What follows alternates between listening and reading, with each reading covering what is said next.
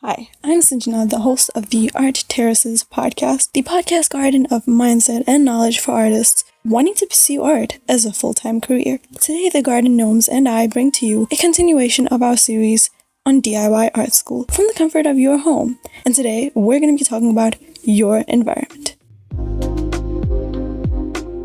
If you missed the last episode in the series, or all of it, I will leave a link to the full playlist down below, but last week we covered creating schedules and goals, and you can probably understand how that will go hand in hand with this week's episode on environments. Why is environment important as an artist? The environment in which you learn or live in can shape who you will become, and also can shape your success. This is based off of several studies done throughout the course of our existence as human beings. If you are learning art and trying to achieve your well-structured goals in a messy and disorganized environment, you will probably get nothing done. Binge watch movies and anime, play video games, and ultimately become a failure. I can smell the failure! Now, because I don't want that for you, we're going to be talking about how to create an environment fit for an artist in learning all alone at home. But before that, I would like to encourage you to hit the subscribe button on YouTube and the follow button on Anchor and Spotify, and turn on the notification bell, or a garden gnome will yank your hair out for missing valuable information. So let's start with some general tips for environments. Firstly, you should have a dedicated space for you to learn, not on your bed, not in the kitchen, even if it is just one corner of your room or a whole room to yourself. Use that space wisely and organize it to your creative needs. Now, there is one problem with the tip I just gave you. What if you share your environment with others? Well, in that case, you can either respectfully ask for a small space to be yours or work with it, if that is possible. But try to make the environment yours through music, white noise, binaural beats, or lo-fi. This is personally what I do.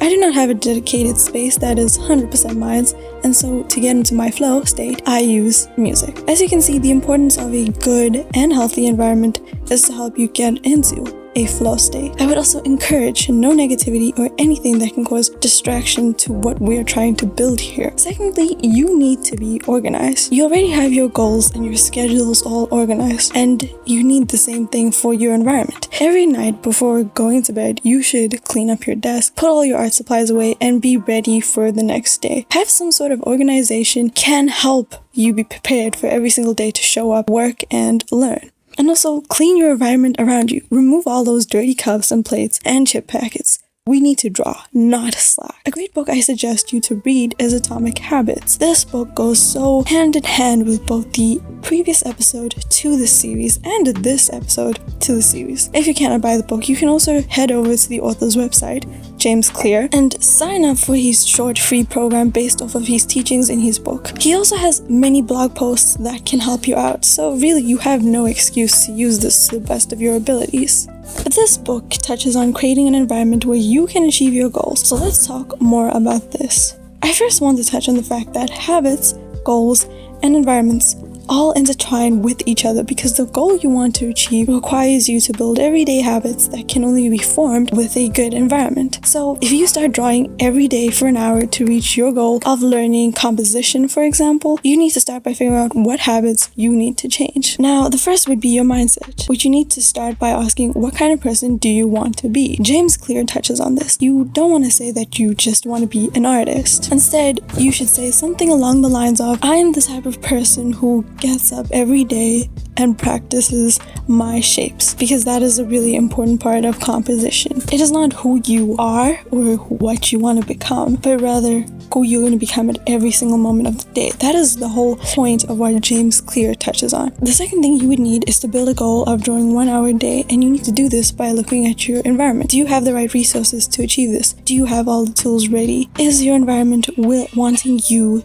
to get up in your lazy state and go and draw? Now, when it comes to resources, in my first podcast episode in this series, I mentioned a bunch of resources and pointed to YouTube channels. The problem is with YouTube is the fact that they have ads, and that you can get distracted with other content, which isn't your fault. And you can't control how YouTube operates. They're a business. Instead, I would suggest for you to screen record or download all these YouTube videos, organize them in files, so you will now feel no need to be distracted. Recently, I started learning perspective. I created an entire playlist on this, and I had all these videos organized for learning into different folders. And also, I created a perspective curriculum. This helped me stay on track and not get distracted. But we can avoid distraction through a principle called friction. And I watched a video by Struthless who mentioned this.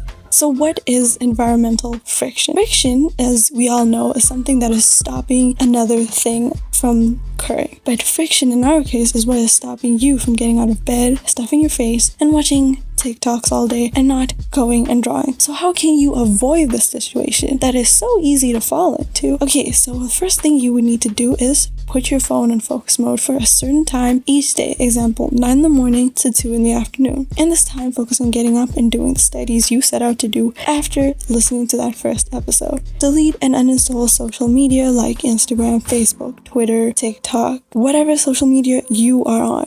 Eat before drawing. If you want to avoid quick snack breaks and distraction in the form of food, I suggest you eat before drawing. A light meal so you don't get drowsy, and a glass of water to allow oxygen to your brain. Now, how do we get you to get out of bed and to your drawing station, whatever that may be? Well, James Clear sums it up perfectly in his book where he talks about the 2-minute rule. If you can do your habit that gets you to the next habit in only 2 minutes, and you can't sum it up, for example, let's say you wanted to go to the gym every day, then you would need to have all your things in one area, and all you would need to do is to put on your running shoes and get going. So what you would need to do is, the easiest way for you, well, would be to put your phone with an alarm at wherever you are drawing, and when it rings, you'll have to get up, and then you'll see your sketchbook all nicely laid out with your pencils and your art books. And I mean, if you don't take the hint yet, then we can still fix that. Now that I've covered getting over friction, we can also consider non-friction, which is the opposite of friction, which is there being no friction, nothing stopping you. Non-friction is the act of putting in place friction where there was no friction so that you can actually get some studies done. If you're a gamer, I am sure you have a PlayStation or a gaming console in your room. The gaming console being around you will be that little hint like, hey, remember level 16 we need to beat? If you want an environment conducive to learning, you need to take out and not bring in any distractions like your gaming console or anything else. You should also be digitally organized and have some sort of friction and non-friction. The non-friction would be to remove social media out of your phone entirely so you don't get tempted to touch it. The other ways you can do this is you can also easily create folders for all the topics you will cover in the months to come with all the resources in each place. Decluttering your desktop and removing any obvious distractions from it. As somebody learning to be an artist, where you spend the most time needs to be comfortable. And in your case, it'll be your little art station, so make sure your chair is comfy. Buy a new pillow for it because you don't want something like that to be the friction for why you don't want to learn. But with that being said, you don't need the best chair and desk to be a good artist. You just need something that is good enough for the hours you will be spending. A lot of people think that you need the best things in order to be motivated or be able to learn something, and that is obviously not the truth.